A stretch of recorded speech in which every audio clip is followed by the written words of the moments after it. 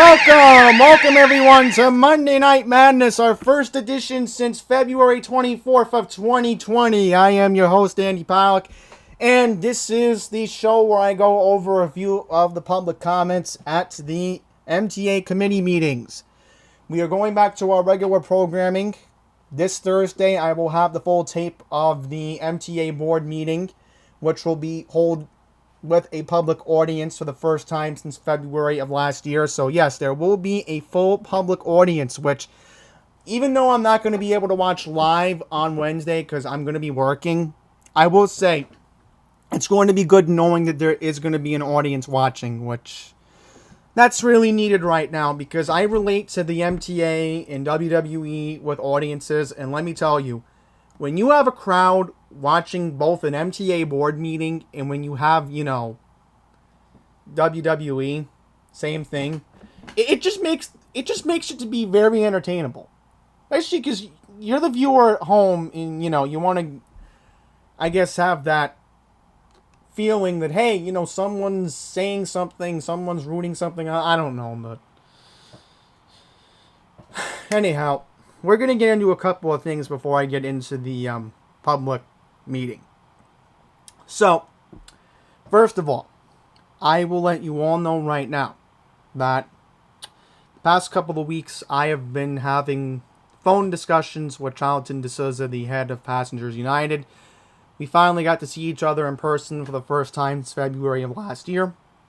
And I'm not going to disclose what me and him are talking about because then it just becomes something that I don't want to get out to the public. Not yet, until he feels that I can get it out. But me and Jonathan are on good speaking terms again, and I hope it stays that way.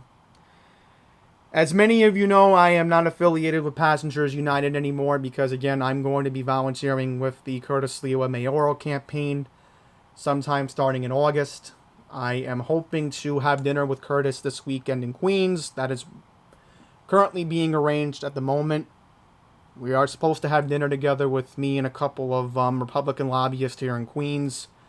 So I am hoping to be traveling with him and his campaign within the next 3 months. I was actually trying to travel with him today and just ditch the MTA meeting, but that didn't happen, so I went to the MTA meeting instead today. And was it a mistake? I don't really know. I mean, I really wish I was with Curtis today because I really wasn't paying attention to what he was saying on his Facebook stream, but I'm hoping to because there's some stuff that I need to see firsthand from him. If you're going to have a real New Yorker run this city, it's going to be Curtis Sliwa. I mean, who else can you trust right now other than Eric Adams, which we will get into in a sec, because there's going to be politics discussed in this video. But I need to get something out for the record. Currently, right now, this is being disclosed, but I am currently being investigated for alleged cyberbullying against a Mr. Jason Anthony Pinero. I will state on the record that if any federal investigation gets looked into, I will fully cooperate with any law enforcement.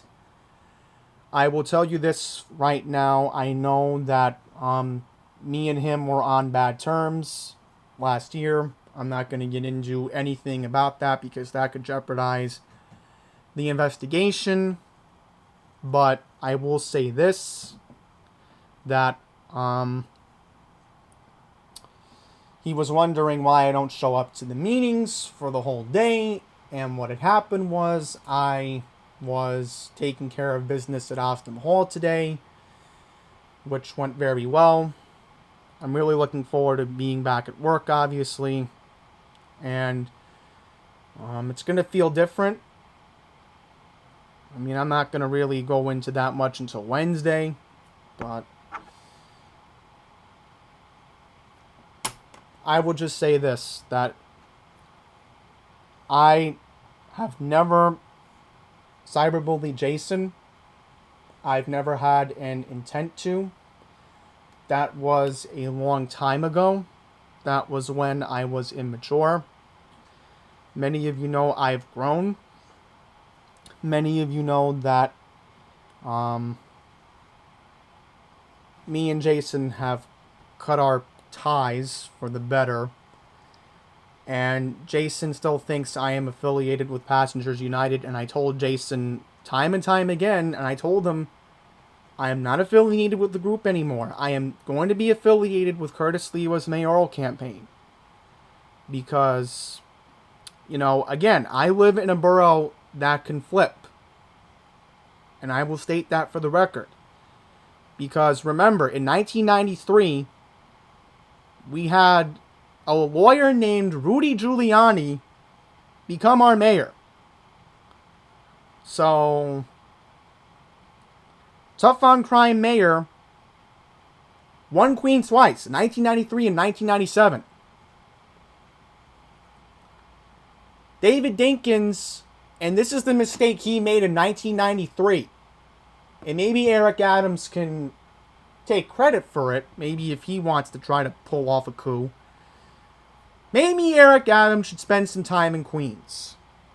Because Curtis has. Even though, again, Curtis has not come to Fresh Meadows. Which I'm going to encourage him to do that. If I am having dinner with him on Sunday. But I'm not going to say where I will be having dinner with Curtis on Sunday. I do not want to disclose that because then members of the press can randomly come and we don't want that. Because there will be more press events in the next couple of weeks.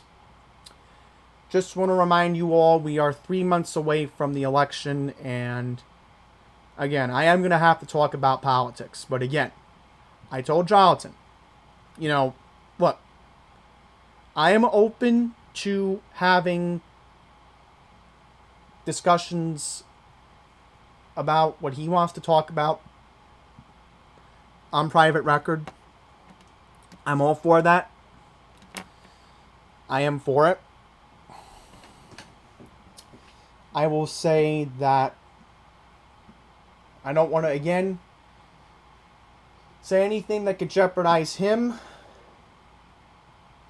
And I will just say this for the record, whoever is cyberbullying Jason Anthony, I would suggest to just turn yourself in to the authorities as soon as possible. Because you're only making it worse for people who are being blamed for it.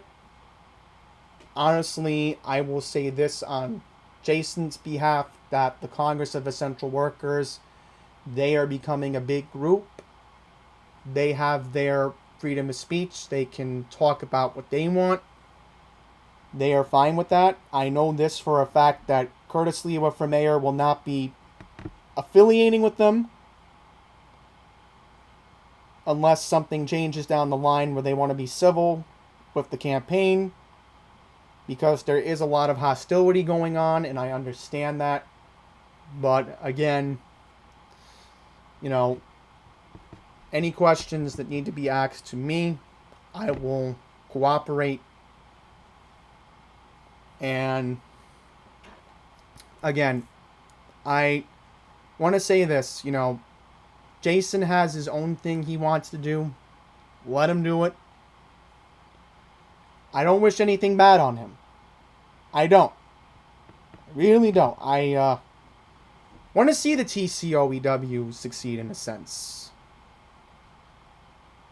I think there are a group that will be out in the future, and maybe they're a progressive group.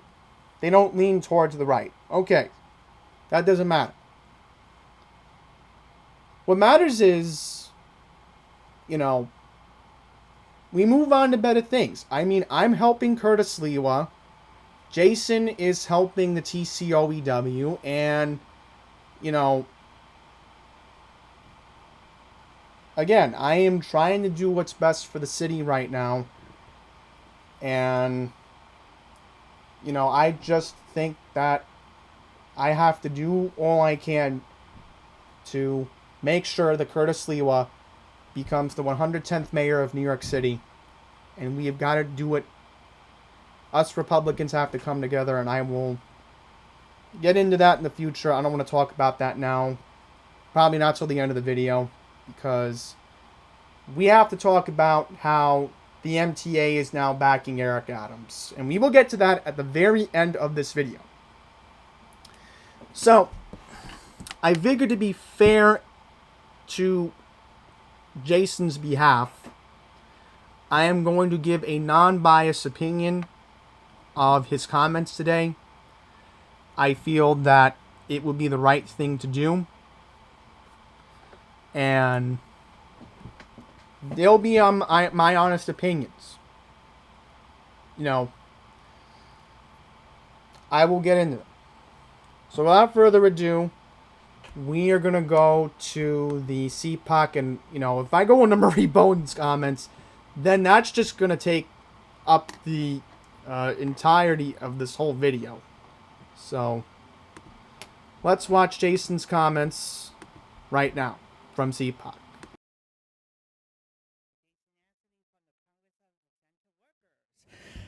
After almost a year attending board meetings virtually, first time to be at 2 Broadway. It is good that CPAC mentioned in this month elevators. And this month, 149th Grand Concourse is in the agenda.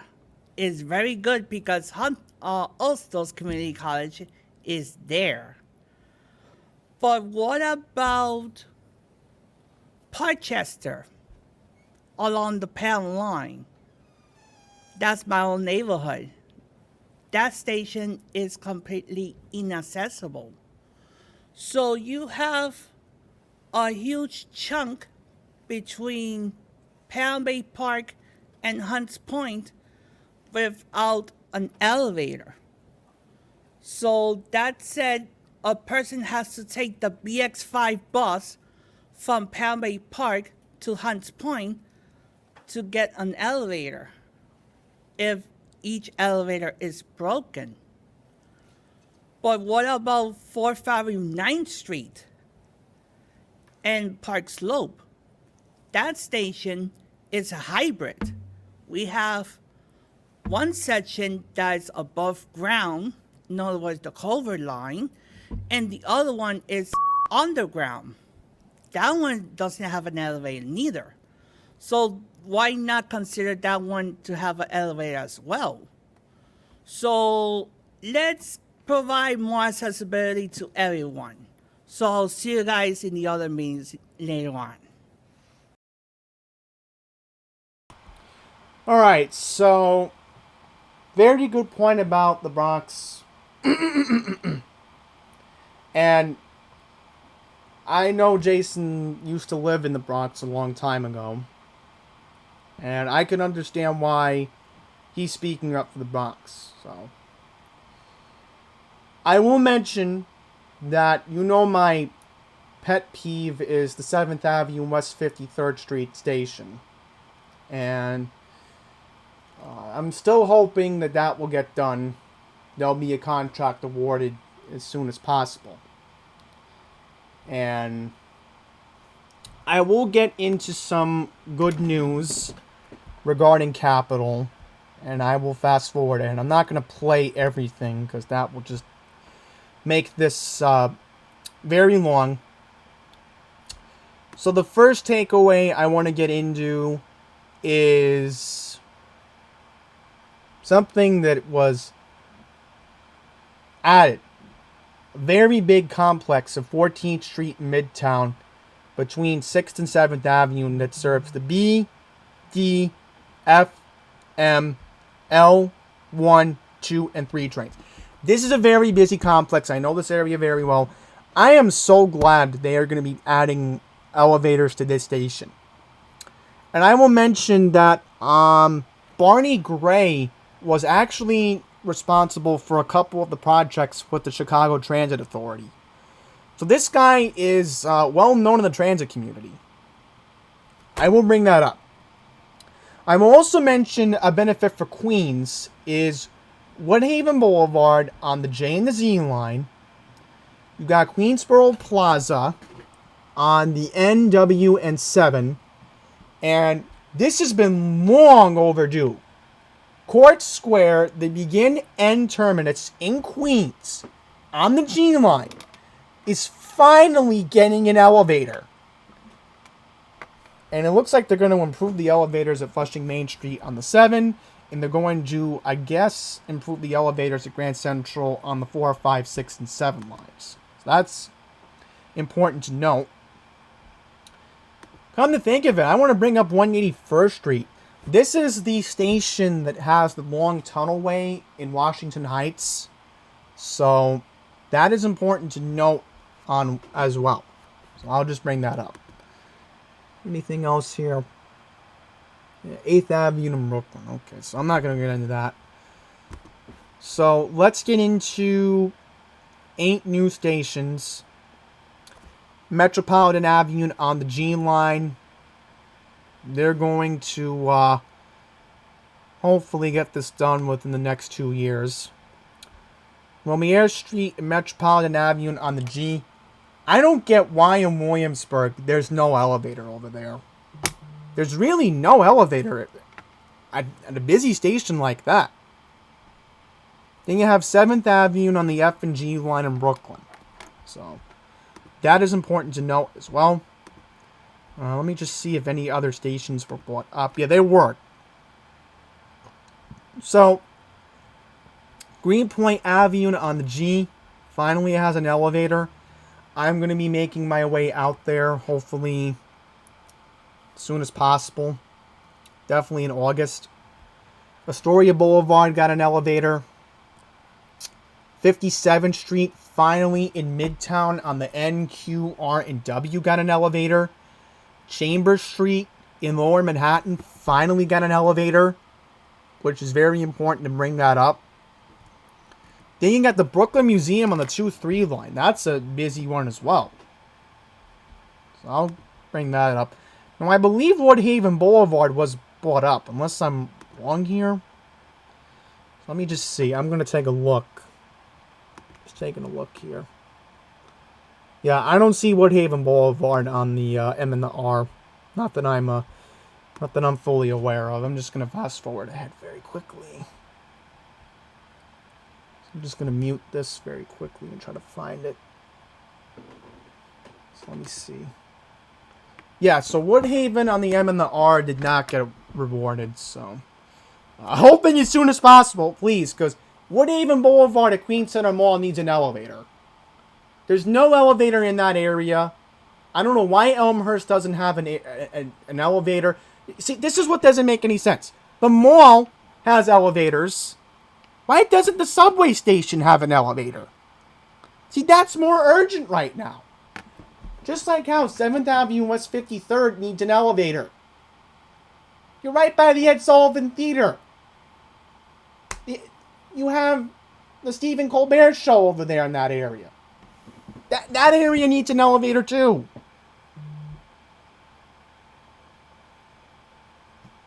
So let me just fast forward ahead. They did highlight the L line. Is it the L line? No, the Q line in Brooklyn. Yeah, the 80A Avenue H. Okay. So very good. Very good. By the way, I want to note for the record that board member David Mack was on Zoom today. So not all of the board members were in person. But today was a day where you had to be in person to testify again. Otherwise, you wouldn't be able to. So we'll get into that. And I will bring up a couple of the rules where I saw it today.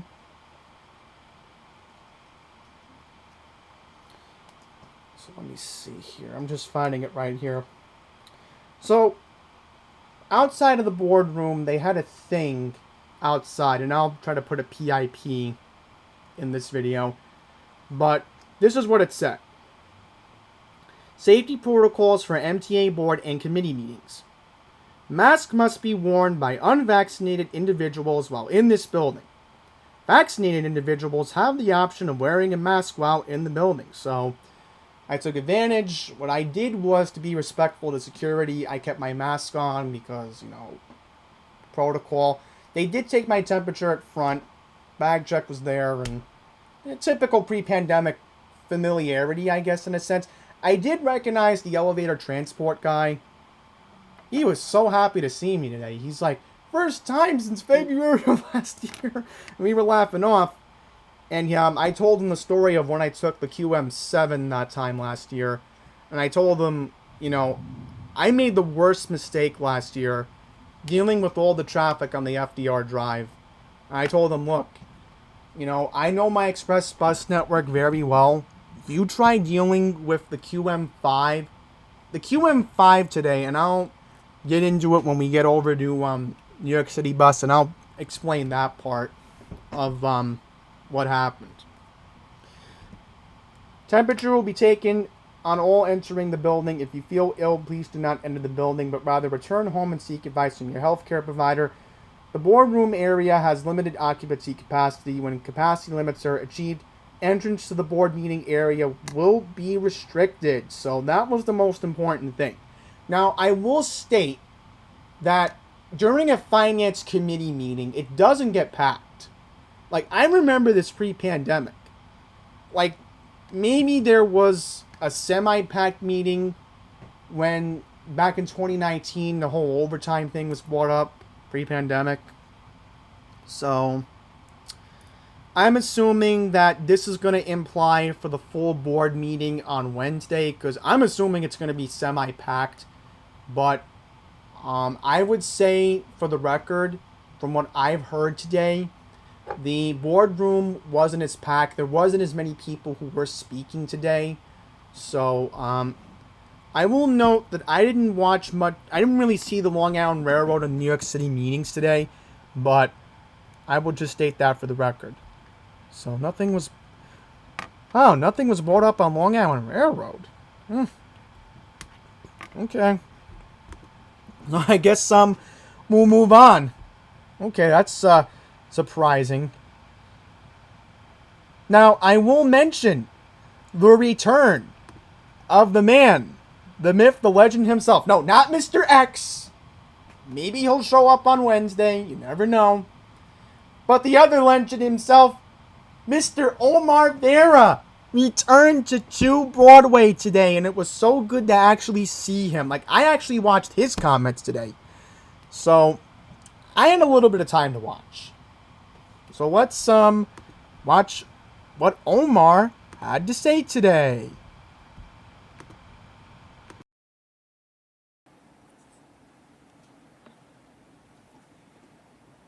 Good morning, Joint Commuter Rail Committee. Welcome back. After 15, 16, 17 months, I think, we're finally back in person. Yoo-hoo!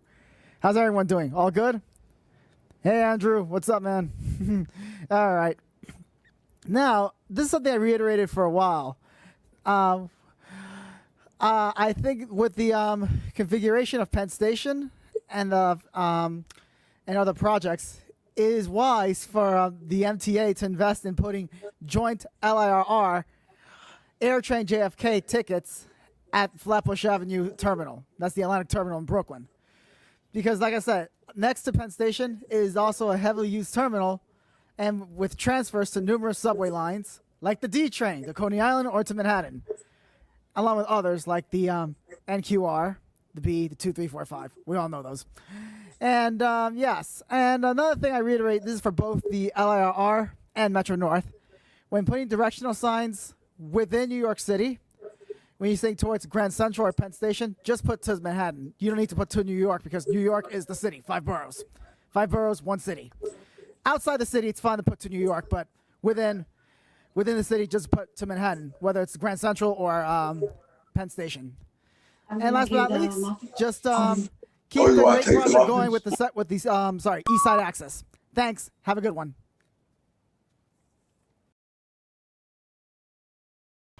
All right, so Omar was back. Good to see him. I will just bring that up.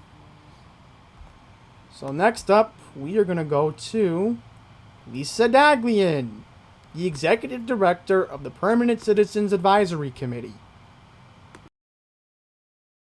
Executive Director of the Permanent Citizens Advisory Committee to the MTA PCAC. It is a real pleasure to be here today to testify at the first in-person joint Long Island Railroad Metro North Committee meeting in more than a year. Welcome to new board members Jerry Bringman, who we also know as PCAC Chair and Chair of the LIRR Commuter Council, and to Commissioner Poore. Today I'm testifying on behalf of the LIRRCC and MNRCC. As the official voice of LIRR and Metro North commuters, we urge both railroads to implement a pilot program of discounted 20-trip tickets with longer expiration dates, including during peak hours when that collection resumes, to supplement or even replace monthly tickets. We understand that you're considering these types of tickets and recommend expedient action. As we enter the next normal, it's critical to get riders back on board. Creative and flexible ticketing will better reflect the changing way we work and travel. With fewer people commuting Monday to Friday, and with these patterns anticipated to continue into the coming years, adapting to address rider needs will help the railroads recover from pandemic-related economic losses. Per Newsday, LIRR monthly sales fell by 85% over the last 2 years, coinciding with fewer people commuting 5 days a week and with the implementation of off-peak fares, which we support keeping. Correspondingly, sales of Metro North monthly tickets fell 89.5% over that same period. Comprehensive and long-term commuter rail discounts are needed now more than ever. We strongly support larger-scale reduced fare strategies, as we will detail in our forthcoming Freedom Ticket Phase 2 proposal. We'll continue to work with you to progress these concepts. Getting commuter rail riders back on board and out of their cars will be critical to our region's health and economy.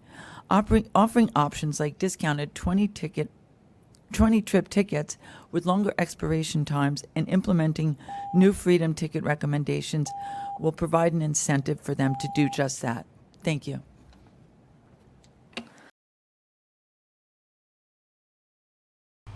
All right, so again, that was Lisa Daglian, the Executive Director of the Permanent Citizens Advisory Committee. I am in complete agreement that we have to look into long-term discount ticket programs because the congestion pricing is supposed to benefit the Freedom Ticket, which was the original plan proposal pre-pandemic, and that was what I was going to address last year if we weren't in a pandemic world.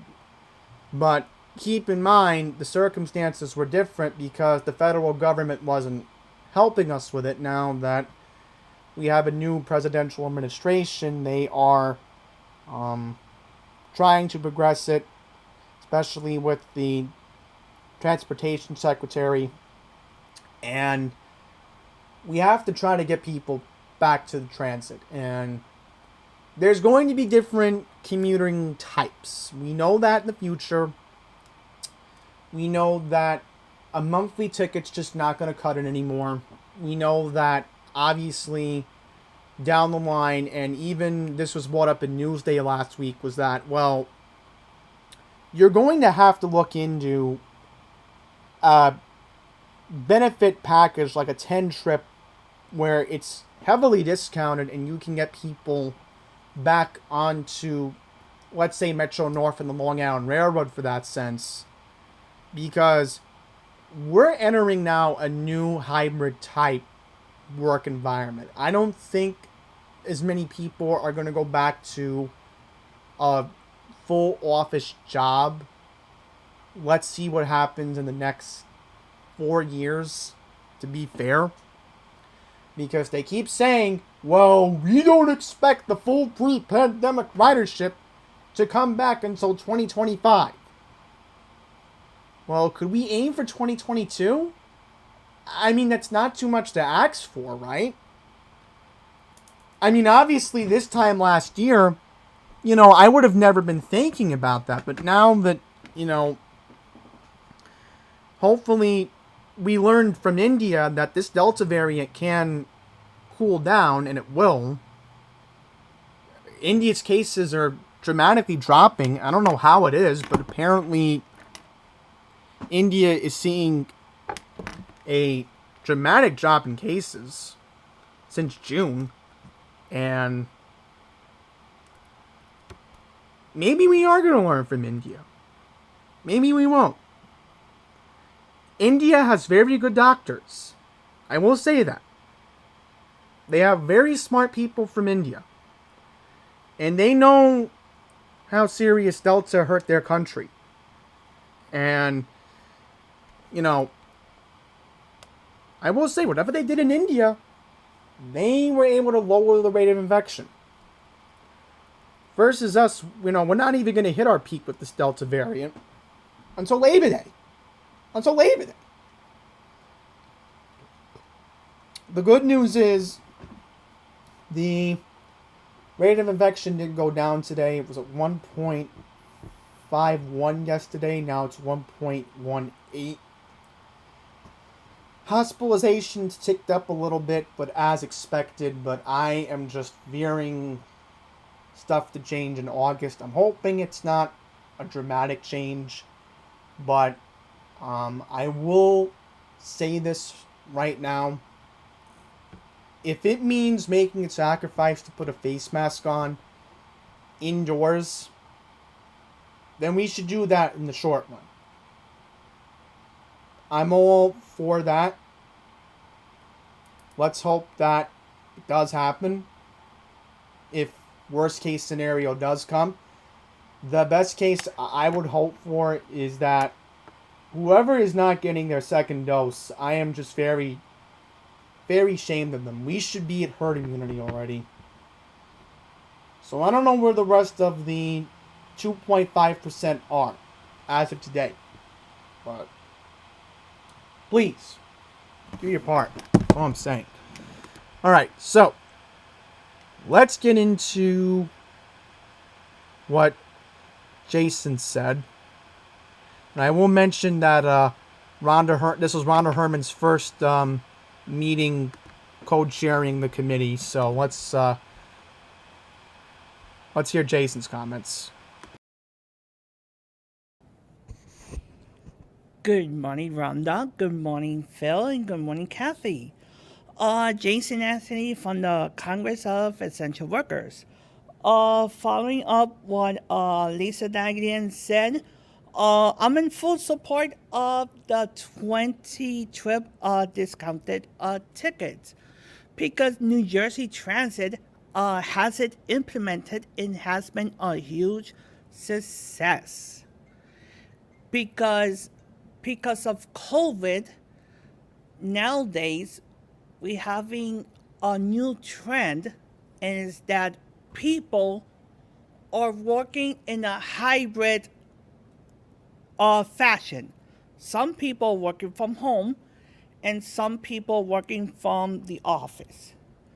So instead of having things like in the past, that people will have a monthly ticket and will have a X, Y, or Z expiration date, and that person will lose it all. Why not offer a more affordable option and have it in a more expandable expiration date? And also, let's get together and resolve the issue what's going on in Penn Station. Every time I go to Penn Station is very depressing. And why is that? Because every time I go to Penn Station, I see more and more homeless people. And we should do an audit regarding the contract that you guys have with the BRC, because I don't see why the MTA is wasting $8 million with the BRC. So let's get to work, shall we?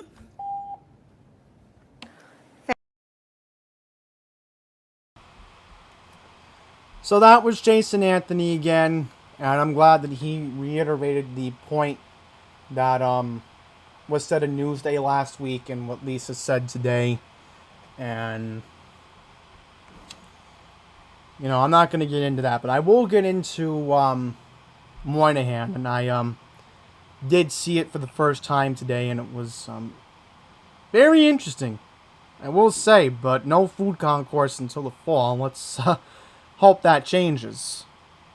But I will state Jason is correct about Penn. Because I was in the West End concourse today, and he's right. I mean, there were homeless people. The last time I was at Penn, back in 2019, I don't even remember that many homeless hanging around the West End concourse on 8th Avenue, which is very depressing and scary to say at that point. And there was a homeless lady just sitting on the steps on the 8th Avenue entrance to the Amtrak concourse. That to me is very alarming. I just do not see the attention to that problem. Something has got to be done about it. And again, I don't understand the Bowery Residents Commission's at all. I just really don't. I wish that there would be an investigation by the Attorney General's office into their operations, because I just don't see how they're addressing the homeless situation at Penn, because Jason's right. I mean, I didn't go in the 7th Avenue concourse. I would have today if the 2-3 line didn't have any issues, but there was a signal malfunction in Brooklyn, and I ended up taking the A train today, and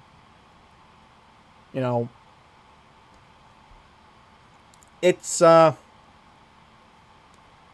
very scary to think that nobody really seems to pay attention to these homeless people in Penn. They need help. They need counseling. I mean, I have a lighter view on it. I mean, obviously they are a depressing sight to see, and I will be discussing that with Curtis hopefully this weekend on Sunday. I am hoping to. So, yes, we're gonna take a look briefly and see if any important points were brought up in Phil's presentation. I guess there wasn't a slideshow. You would think they would, but I'm not going to really play Phil's comments because, again, I'll make the video way too long than it has to be. So let's see how many speakers we're at. Let me just see. So I'm just seeing how many people were at. Wait a minute, hang on. Haida was actually the sharing New York City today? Let me just see this for a sec. Ada Mahaltis was actually... Oh, okay, yeah. Yeah, this makes sense. Because I didn't see Sarah today at Finance. Yeah. Yeah, Haida was actually chairwoman today. Surprisingly. So I guess what we're going to do is hear from Charlton D'Souza. Here he is. From Passengers United. By Omar Vera. Good morning, everyone. My name is Charlton D'Souza, President of Passengers United, and I am very, very concerned with subway safety. The MTA this morning said the subways are safer now. No, they're not. I was on a subway train, and I saw an individual pull his pants down and expose himself on 2 separate occasions. And what are the odds of bumping into the same guy twice? It happened to me. I told the conductor. What did RCC do? RCC, the Rail Control Center, told the conductor to signal the police en route. Meanwhile, the cops never came. The conductor opened the door and the guy escaped twice, even after I chased him. The subways are not safe. And again, with this new variant going around, the Delta variant, people are not wearing masks on the express buses, the commuter rails, the subways, the buses. You don't even want to know how many arguments I've gotten into telling passengers to wear a mask. Even when you give them a free mask, they don't want to wear it. And I've heard every excuse in the book. So that's that. And then in terms of these meetings, I feel like all the advocates should have a chance to talk to the MTA executives before the committee and board meetings. So this way it's better, and we're just focused at these committee and board meetings on board agenda items. That would make it much easier for us. And in terms of the Hollis station for, Queens and the whole Atlantic ticket program, Omni is coming out now. And the thing with Omni is a lot of people don't want to use it. And in terms of the Metro cards, the whole Metro card situation, we need cash back in the booths. We need to support our station booth agents, and we need to make sure that all the station agent booths are open. We should not be eliminating them. That is a huge mistake. These people have done so much for us, and they need our support. So I support station agents, and keep the booths open. That's all I have to say. All right, so that was Jonathan D'Souza from Passengers United. I will say very good points about the subway. First thing, to make it very brief, I am in agreement. Cash transactions should be happening at the booths again sooner or later, because we have a vaccine, but I am scared of this Delta 2. I think we should be taking it seriously, and that's why I made sure to keep my mask on, whether it was on the Long Island Railroad, the subway, the QM5 today. It's a very scary thought. And again, I'm hoping that we don't have to impose any new restrictions again, because that would just be something I could never go through again. I could never go through it. And we learned with the 1918 pandemic that, it lasted 2 years. So if we're not out of this situation a year from now, I will be very surprised. Because the other reason why this Delta is spreading is because you have children 12 and under who have yet to be vaccinated. I heard in Mississippi last week, 9 pediatric hospitalizations. 9! That's alarming. So I understand Charlton's point. You gotta wear it in, where they tell you to wear it. Like the MTA building, you're vaccinated, you don't have to wear it. You're not vaccinated, wear the mask. Jonathan's taking a precaution. I understand if he wants to wear a mask. He wants to, that's him.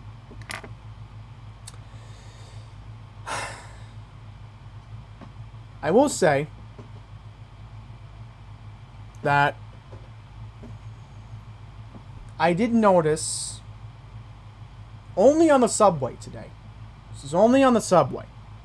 Not on the Long Island Railroad. Not on the QM5. Everybody complied in my car today when I got on at Auburndale. There were a few passengers that got on with me. They put their mask on right away. Everybody was wearing the mask, even when we pulled in the Penn Station. Everybody was wearing the mask. Everybody on the QM5 was wearing a mask. Twice I was on the A train. I saw people wearing the mask. However, I took the R train today, Whitehall Street, South Ferry. And I noticed one lady was not wearing her mask. She was literally doing her makeup in the car. I'm like, really? Really? You could do it outside. You could have done that outside before you got on board. Like, I don't mind if you stand on the street and do makeup. I mean, we have to adjust to a new normal somehow. I mean, maybe pre-pandemic I would have been like, okay, do your makeup in the car, I don't care. But you're violating federal law. It's still a federal law. You have to wear a mask on public transit. And the law is not being lifted until September 13th. So, I'm complying. I don't want to get yelled at by a cop. I don't want to get yelled at by a transit worker. I don't. You know, if a business says put your mask on, I'll put the mask on. I don't care. I have plenty of face masks with me. And, you know, I can Charlton's being confrontational. The thing that Sarah Feinberg said, you know, don't confront these people because you're going to get into a lot of trouble. And I'm very worried that Charlton could get mugged, stabbed, shot, robbed, or get into a scrap. And I don't want that to happen to him. And, you know, I also mentioned when I was on the Downtown 8 platform at Washington Square Park, there was one lady who was taking off her mask on the platform. And I was like, oh, I'm social distancing. You know, I don't want to be anywhere near her because I don't know if she's vaccinated or not. So, you keep your mouth shut. Good things are going to happen. Maybe 85% of the time. Give an accurate number. So, Jonathan, I'm praying for your safety. You want to be confrontational, that's you, me. I don't want to add to the shooting count this year, please. Alright, because we're just going to move on. Let's see what the other speakers were. We had Omar, we had Jason, we had Lisa, we had Murray. Oh, okay, so Sarah was virtual today. Alright. I don't know why Sarah couldn't be in person today. So I guess, because I'm already making this video too long, I'm not going to go really in-depth that much. So I guess we need to get to our main point, because I'm going to keep this video around an hour. So I'll watch the rest on my own time. So let's see if we can find the Finance Committee meeting. So there's me. Jason was being a little bit irrational, talking about, you know, Larry. I'm not going to get into those comments because, again, that could impact the investigation. So, what I'm going to do, I'm going to go right to me, and we're going to discuss congestion pricing. I'm not going to get to Charlton's comment, but I need to get into a big development with Mr. Lawrence Shorts. So let's get to my public comment from today. The next speaker is Andy Pollock.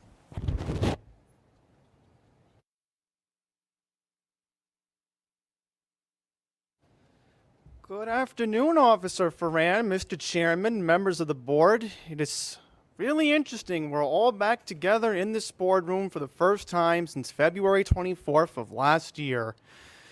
So, I'm here to talk about congestion pricing today because if you are not aware, there was a survey that came out 2 weeks ago from a university in Texas claiming that New York City overall has the worst congestion of any metropolitan city in the entire United States. We beat out Los Angeles. And I've been to Los Angeles, and I've been stuck on the 5 freeway going to Hollywood when I was a kid. Now, over the years, I noticed the Long Island Expressway in Queens becomes a problem when I have to sit in traffic going all the way to the Queens-Nassau line for leisure.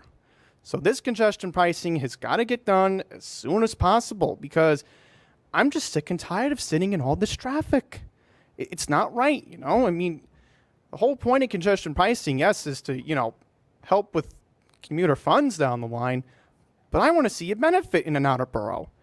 I want to help tourism in Long Island. So I'm hoping within a year from what the mayor said last week that we can get this done because I was pleased to hear from President DiCarenzo earlier that it is happening. So we have a whole year, and I want to hear more discussions about it. And more importantly, I'm hoping maybe in the fall there'll be, more details about what can be implemented, because I know this congestion pricing charge is supposed to start below 60th Street in Midtown. So I'm going to yield my time. You all have a great August recess, and I will see you all in September. Take care.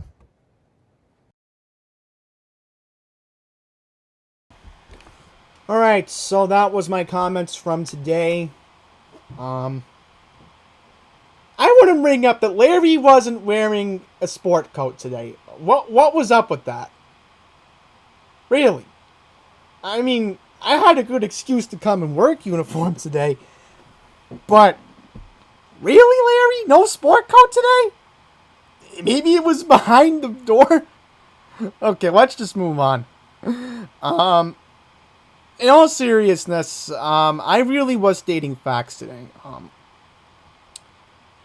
For 30 straight years, from 1990 to 2020, I forget what university in Texas conducts this, but for 30 straight years, Los Angeles had the worst traffic of any major metropolitan city. As to be expected, because the car literally rules the road in Los Angeles.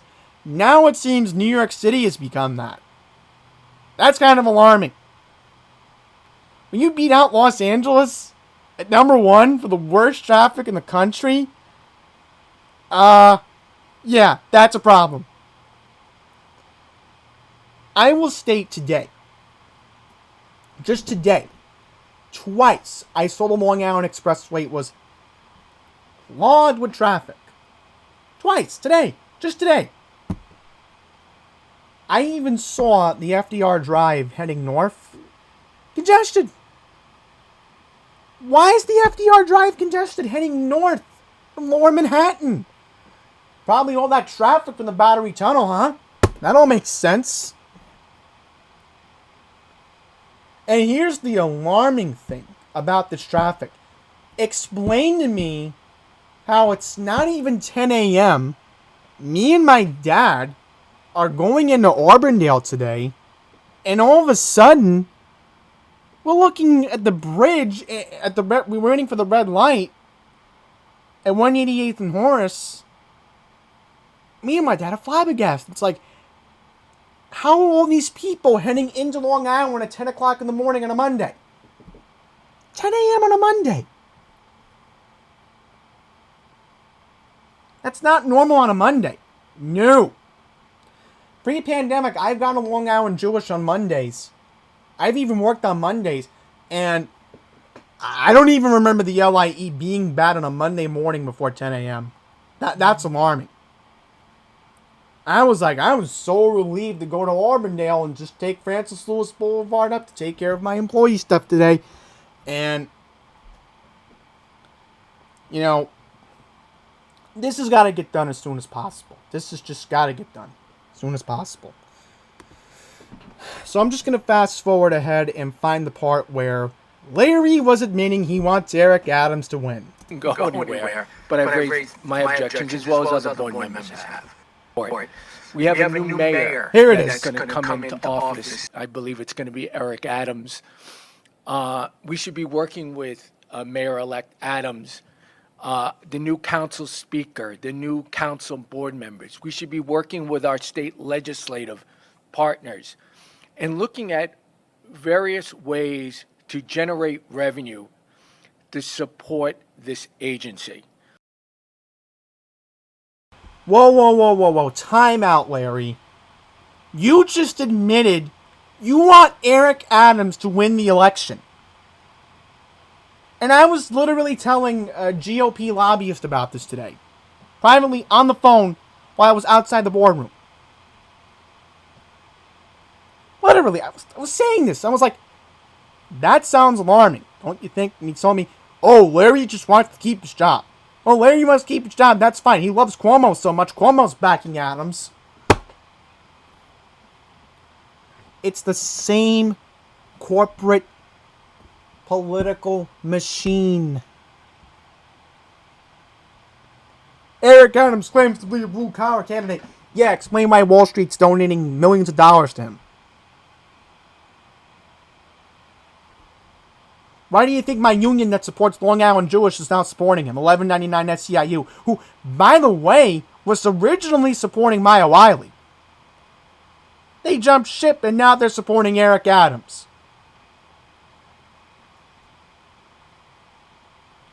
Everything is against Curtis Sliwa right now. Everything. And you just heard Larry Schwartz admit that Eric Adams is the mayor-elect? Larry, we have an election on November 2nd. Maybe you don't watch the news. Maybe you don't see Curtis Sliwa being mentioned in the New York Post. But, we do have a GOP nominee named Curtis Sliwa. So, I don't know where this guy is. Maybe he's become like Joe Biden in a sense, where Joe Biden kind of forgets things, which we get up there in age. That's fine, Larry. Maybe go talk to Joe Biden then. But, my goodness. Man, Larry, you are really out of shape. I'm sorry, man, but do us a favor and maybe keep your mouth shut until November then. How about that? Because maybe you're not watching the news like I am. Maybe you're not keeping an eye on the actual election like I am. Maybe you're not actually going to be traveling with Curtis Sliwa in the next couple of weeks like I will be.